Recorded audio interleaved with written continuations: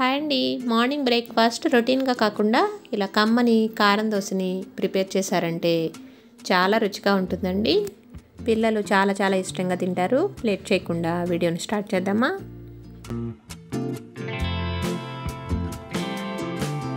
ముందుగా దీనికోసం ఒక గిన్నెలో ఒక 10 ఎండుమిర్చిని ఇలా తీసుకోవాలి. తీసుకొని దీంట్లో హాట్ వాటర్ని వేసుకొని ఒక 10 నిమిషాలు పక్కన పెట్టుకోవాలి. 10 నిమిషాల తర్వాత మిక్సీ జార్ తీసుకొని దీంట్లో పెద్దగా కట్ చేసుకున్న ఒక 2-3 ఆనియన్స్ని వేసుకోవాలి.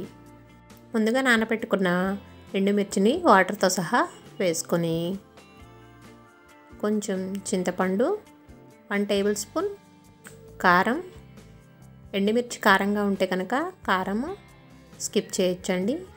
దీంట్లోనే 1/2 టేబుల్ స్పూన్ కళ్ళుప్పు,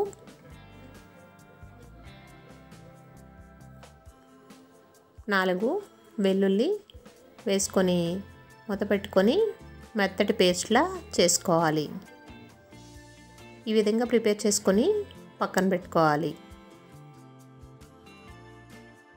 స్టవ్ వెలిగించి ప్యాన్ పెట్టుకొని ఆనియన్ అప్లై చేసుకోవాలి. ఇలా అప్లై చేసుకోవడం వల్ల దోశ అనేది అంటుకోకుండా వస్తుంది.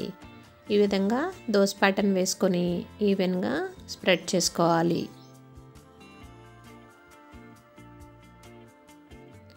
ఇలా వేసుకున్న తర్వాత ఆయిల్ని 2 స్పూన్లు ఇలా దోశ చుట్టూ వేసుకోవాలండి. ఆయిల్ అనేది దోశకి ఎక్కువగా పడుతుంది. నెయ్యి కూడా వేసుకోవచ్చండి.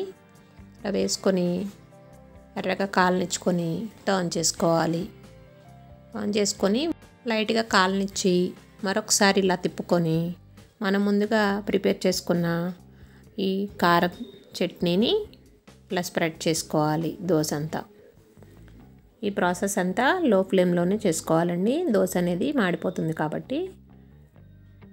ఇలా అప్లై చేసుకొని దీని మీద నువ్వుల పొడిని కూడా వేసుకుంటున్నాను. ఇష్టం లేకపోతే స్కిప్ చేసుకోవచ్చు. ఇలా నువ్వుల పొడి వేసుకోవడం వల్ల హెల్త్కి కూడా చాలా చాలా మంచిది. ఈ విధంగా కాలిన తర్వాత ఫోల్డ్ చేసుకొని సర్వ్ చేసుకోవడమే. కమ్మని కారం దోశ రెడీ అయిపోయినట్లే. మార్నింగ్ కనుక ఇలా చేసి పెట్టారంటే పిల్లలు 1కి 2 తింటారండి. అంత టేస్టీగా ఉంటుంది. మీరు కూడా ట్రై చేసి ఎలా వచ్చిందో నాకు కామెంట్ సెక్షన్లో కామెంట్ పెట్టండి. వీడియో నచ్చితే ఒక లైక్ చేయండి. ఫ్రెండ్స్కి, రిలేటివ్స్కి షేర్ చేయండి. మన ఛానల్ ఎవరైతే సబ్స్క్రైబ్ చేసుకోలేదో సబ్స్క్రైబ్ చేసుకోండి. Thanks for watching.